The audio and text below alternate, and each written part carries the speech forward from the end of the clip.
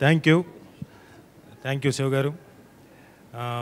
అలాగే మైత్రి movie makers మా నవీన్ గారికి, రవి గారికి, మోహన్ గారికి అందరికీ థ్యాంక్ యూ. ఒక మంచి పాత్రను ఇచ్చి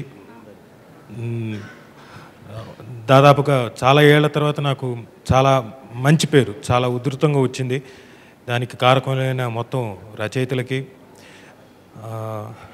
తారక్కి,